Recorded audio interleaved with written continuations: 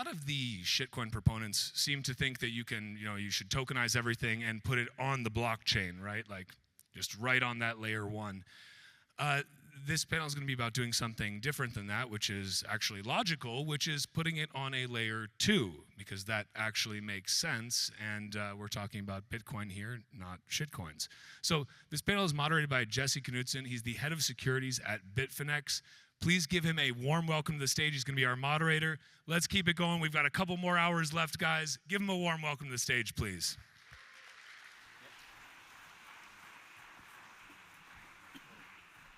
There we go.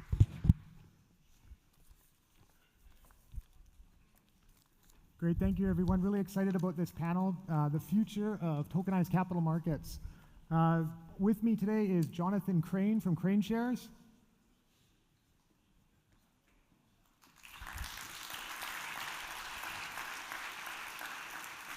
Gabor Gurbacs.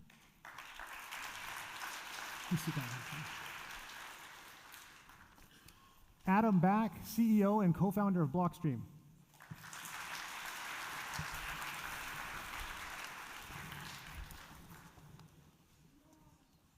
John, can you explain to us who Krane Shares is and what you guys do? Absolutely. Krane Shares is based in New York City. We're an ETF asset manager.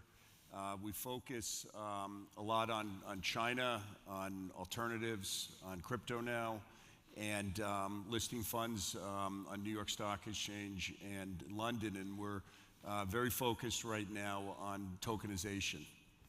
Yeah, to maybe explain a little bit about the thread that ties us all together, we're very interested in looking at how we can bring tokenization to the ETF industry and to do it on a Bitcoin layer 2 like the Liquid network.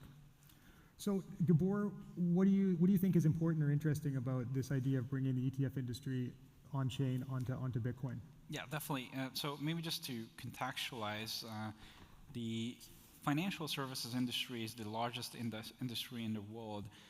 It's about 35% of global GDP. And every 50 years or so, this industry is changing. It redoes its tech stack. And it is thanks to Bitcoin and tokenization that change is happening now. So 35% of 700 trillion of assets are transforming today and coming to this new type of product, which are tokenized products. In the past, we have seen, you guys know stocks and bonds, and then stocks and bonds ended up getting pulled together in hedge funds, and then they became a little bit more transparent, they became mutual funds. And then they became ETFs, and then they're liquid, and they're traded and transparent, and every iteration, things got better, faster, and cheaper. And in each iteration, we created somewhere between 20 and $50 trillion of value. The next iteration after ETFs is tokenized assets, and our bet is that tokenized assets will be built on Bitcoin. And again, the reason it is important is because all these products that are trading right now in the New York Stock Exchange, NASDAQ, and stock exchanges in the world will actually trade on digital asset exchanges, and they will be natively available in your Bitcoin wallet. So we're bringing, like Jonathan's products, the large, the S&P 500s, the NASDAQ 100s, the S&P China Index, all to be accessible in your wallet. So instead of dog and cat coins, you will be able to buy the stock market in a Bitcoin native way. So that's why it's important what we're doing. You'll still be able to buy dog and cat coins, though. I hope not, but it's free market, so. Okay, Jonathan, as a seasoned ETF issuer, what do you see as the benefits for you and your firm to be doing tokenization? Why is this interesting to you? Absolutely. So as an asset manager, we're always looking for distribution and new liquidity pools. And what we've been seeing is with the strong growth of Tether and stablecoin, there's billions of dollars that are now in tokens and in stablecoin that we've never had access to, okay? And we see the bridge now to accessing those liquidity pools is tokenization of our funds. And Adam, what do you think are the characteristics of Liquid that make it specifically suited for issuing financial assets like tokenized ETFs? Yeah, I think one differentiator is it's a layer 2, so it's not, the original kind of tokenization technology in the early days of Bitcoin was color coins. So taking a low value Bitcoin transaction and marking some extra data on it. And so my view was that it's going to be more efficient to make a layer that's specialized for that. And that should be a logical step because all other networks are layered. You know, the TCP/IP, that's a base protocol, and then you have VoIP, you have web, you have mail on top. And I think that that's the case for Bitcoin too. You have Lightning for retail payments, and it's specialized for it, it's better at it, and you have Liquid specialized for asset issuance, settlement, smart contracting. And another differentiator for Liquid is you have confidential transactions. So as well as having the ability to natively issue assets so that the chain understands you've issued an asset, because it's very hard to write a smart contract if the contracting language can't tell what type an asset is, for example, or can't tell if it's the same type. So you've got the native asset support, and then you've got confidential transactions, which I think is actually quite important to provide confidentiality so that you can't get front run, the market doesn't know, how many shares you're selling, what price they are, or even what you're selling. That's a private contracting matter. And then to go with that, you have support for capital market, sort of share registration agents, onboarding to see if you are able to buy that asset from your jurisdiction or if your kind of investor characteristic. And so you have the kind of possibility to do that where all of that logic is actually off-chain and managed by the share registration agent. So you have what feels very Bitcoin-like and permissionless innovation, and just using a Bitcoin-like multi-sig logic, but you get the confidentiality, you get all of the protections and controls you want in a very easy-to-use way. So I think it's proven to be very popular. I think the other differentiator, of course, is it's on a Bitcoin layer 2, and we've seen multiple cases where the institutions have come to look for an asset platform, and they don't want to do that on something which has a regulatory overhang of being an unregistered security or something. They just don't want that embarrassment factor. Yeah, I would say that the transfer restricted functionality is a really important one for both what Hadron's doing and what Bitfinex Securities is doing, because it lets us kind of tick our KYC AML regulatory box and make sure that only people who are allowed to have the token and don't violate, our prohibited jurisdictions and persons lists, we can tick that box, but we can also let people, once you're on the white list, to trade it, really freely and have a Bitcoin or Tether-like user experience. So Gabor, I know that when you guys announced Hadron around this time last year, you had a stat out that 700 different companies reached out to you to do tokenization projects. What are the asset classes and what are the type of issuances that people are talking to you guys about right now? It's actually now 1,200 businesses in 20 plus nation states, over 100 banks, leading technology companies that came to us. And right now, the distribution of interest is skewing towards fixed income. So bonds, people want to issue bonds because they pay coupons. So that's about probably 40%. About 20-25% is equities, a mix of private equity and traditional equity products. And then we have some alternative assets like commodities and loyalty points and so on. So that would be the other 20 or so percent. I'm excited about the ETF space because of the previous note that I had, which is this is the most traded, most liquid instruments in the world that the world's pensions and our grandmas and grandpas save in, and that structure is fundamentally changing because of tokenization. So very excited particularly about the ETFs coming to this new wrapper and making the market more efficient and more accessible. So we've seen a real interest in tokenization kind of accelerate over the last maybe 6 or 12 months. We've seen a sea change, I think, in the regulatory approach of the Trump administration around stable coins, even crypto assets. But I think securities regulation might be more challenging. John or Gabor, what are your thoughts on that? Yeah, I think the Genius Act has helped a lot in the U.S. and then with firms like BlackRock, Fidelity, J.P. Morgan, also coming out with products that helps too. That helps institutionalize. But just for example, we're working with Hadron and Bitfinex, And our, Hadron has helped us with the product architecture and development. And then we're working with Bitfinex and yourself for all the distribution and accessing your hundreds of thousands of users. Through that process, we actually it has not affected, it's been very smooth, it hasn't affected our process, so we're going to be, it's been very straightforward, so we actually haven't had to go to our regulators to be able to do this, which is, I think is very positive. So maybe the one note to add is, and I think this was a fundamental breakthrough on the Bitcoin ETFs too that I worked on for 10 years. It's basically the current financial system is actually compatible with Bitcoin. And there's a lot of argument against the fiat system, but the actual financial mechanics of the market is compatible. And just bringing it together and offering products in a Bitcoin native way is possible. And people haven't done a lot of the legal work, but we have talked to combined like 6-8 regulators, 4 law firms, and we think that we can bridge traditional finance onto Bitcoin effectively now. And again, so Genius Act happened for stable coins, but I think the Bitcoin ETFs also basically shown that there is interest and there's a way to wrap products and just to bridge Bitcoin and ETFs. Yeah. And one last thing, I think, from a regular standpoint, they're always looking out for protecting shareholders and investors. And I think, through the process of tokenization and with blockchain, and they're going to see that there's compliance there is strong, and the audit and all of that. So I think that it will support faster decision making.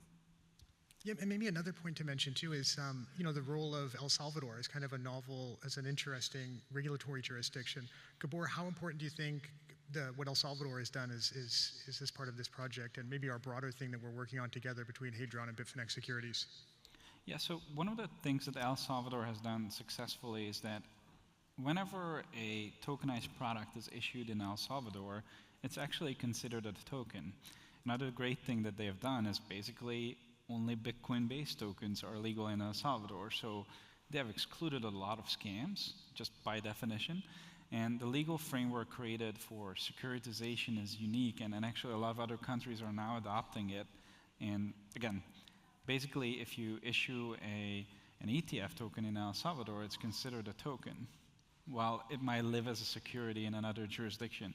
And that is enormously beneficial to bringing traditional assets to this new world, new digital world. Again, go ahead, Jesse. Yeah, I always find it interesting how El Salvador, this small country, has somehow almost uniquely figured out like what's accretive to our industry. While everybody else is sniffing out different crypto assets and how to regulate this and that, they kind of really uniquely figured out that what moves the needle in our industry is Bitcoin, stable coins, and probably tokenized securities, in my opinion. So I always find that kind of interesting.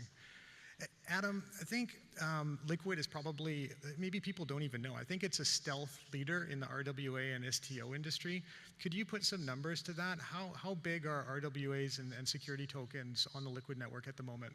Yeah, I mean, I think that there's a lot of talk about real-world assets, but I think in terms of real-world assets, by which I mean assets where the sale happened because of the format, because of the accessibility, because of the global market, because of the long tail phenomena, is probably actually Liquid, because I think there are some assets that got securitized where the owner didn't change.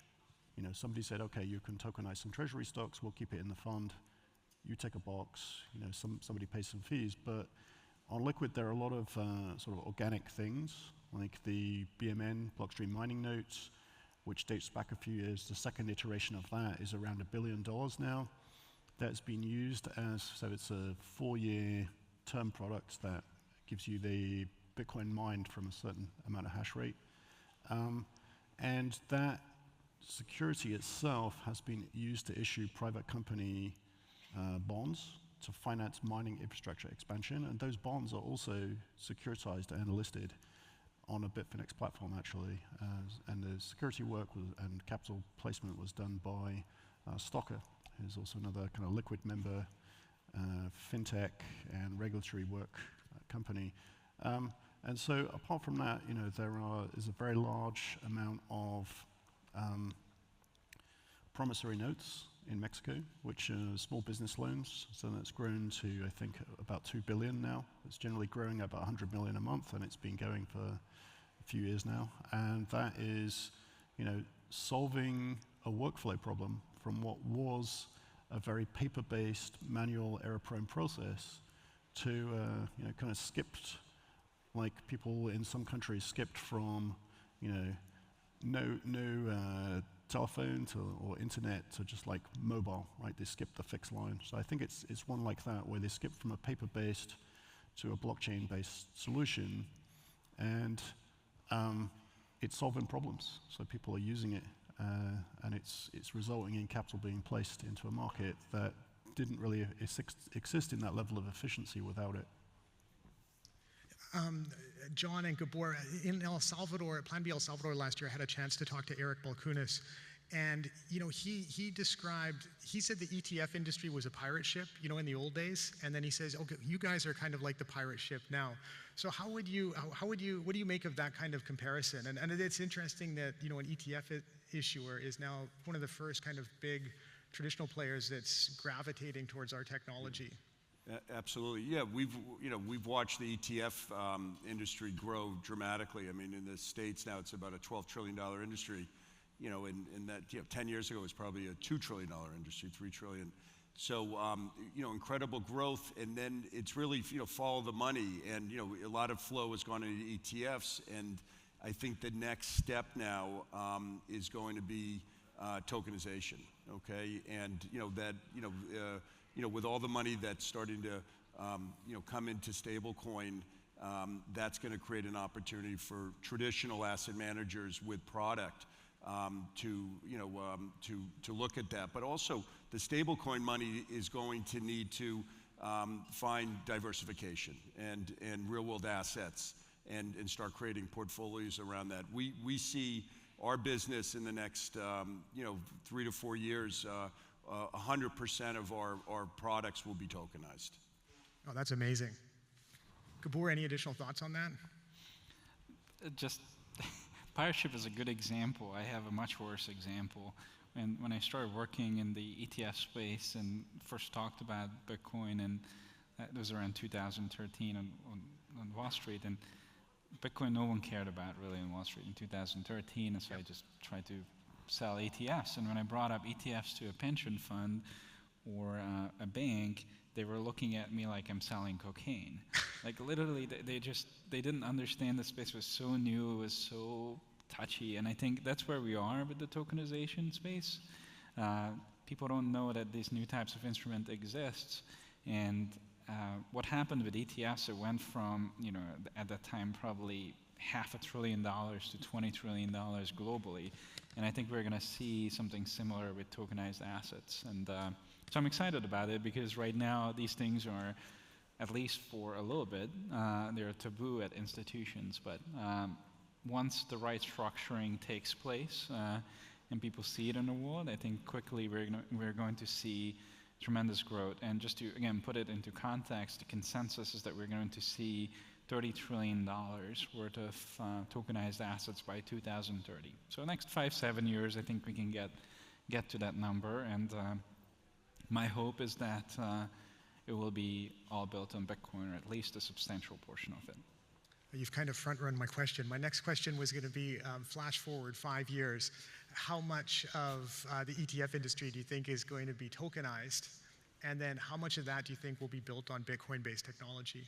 Maybe, John, you're probably well placed to answer the first part of that question. So again, we see the ETF issuers moving towards tokenization, and I think BlackRock even announced they're going to do all of their funds will be tokenized, and we'll be working with groups like Liquid and Hadron. And then I think the whole ecosystem, and that's a lot of it is trading, market makers, exchanges. Especially as the user groups grow significantly there, you'll see a lot more liquidity, and the ecosystems will move towards this. So I think it happens quickly. What are your thoughts, Adam? I know you have a lot of conversations with institutional investors and issuers. How much of kind of what are now considered mainstream conventional securities products do you think will end up being tokenized in maybe the next 5 years? Yeah, I mean, I think that the Bitcoin trading world has a lot to offer as compared to the traditional financial trading venues, in the sense that you have 24/7 trading, you have what is effectively a digital share certificate which you can transfer to a wallet and transfer to another platform. If you try to move shares between one brokerage and another, it takes a long time. It's kind of manual, error prone. So you've got a much more efficient process. You've got 24/7 trading, and you've got much better market access because, you know, at least with the treasury companies, you can see that some of these companies are incorporated on and listed on small cap exchanges. So, you know, the Aquis exchange in the UK, or the Nordic NGM market, or even the Paris exchange. It's proving quite difficult for somebody with, you know, a Fidelity account or an E-Trade account in the US to even get access to it.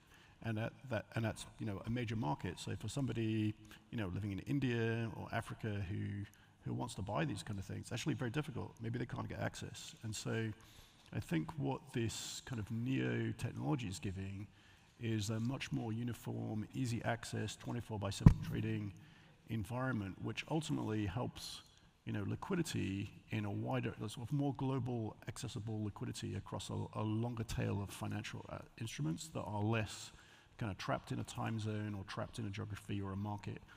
So I think that's all good, and, you know, should ultimately drive, you know, I mean, capital formation is a big part of modern society, right? So increased distribution globally is only a good thing. And provide, it's a good point, and provide more access, because I think there's a lot of people with stable coin and tokens that don't have access to all you know, products out there. So as you tokenize, you know, real world assets, it provides more, everyone gets more access to it. Yeah, I think that's exactly right. I mean, I think that's kind of the success behind Tether in part as well too, is it kind of got big from the outside in places where the domestic currency was kind of weak, and then there's an alternative like USDT, you know, the money naturally flows to that kind of asset. And I think it's the same probably for tokenized securities and tokenized assets. Anyone in Switzerland or Canada or the UK, you have easy access to a lot of these products, but the rest of the world doesn't. And I think there's a lot of opportunity there to kind of bridge that gap for those people. Gabor, any thoughts on access before we wrap it up? No, I think access is going to increase. What we like to say at Tether, and, you know, USDT is the most successful real-world asset, a little over $180 billion in assets. We focused on the half of the world that does not have access to payments. Now that other half of the world, mostly emerging market countries in, you know, Southeast Asia, Central and South America, will get access to capital markets for the first time. So local businesses will be able to raise capital, issue bonds, issue equities. Private equity can relocalize. You don't have to wait for a random guy on the 27th floor of Goldman Sachs to issue a water utility bond in your country. So it's fundamentally changing access. So I think it's huge. Again, I think, as I said it too, it does not happen often that 35% of the GDP of the world transforms. This is what's driving that transformation. That's excellent. Well, thank you guys very much for your time today. I really appreciate it. And I think we're going to have some exciting things to announce and to work on in the next couple of months and quarters. Thanks a lot. Thank you.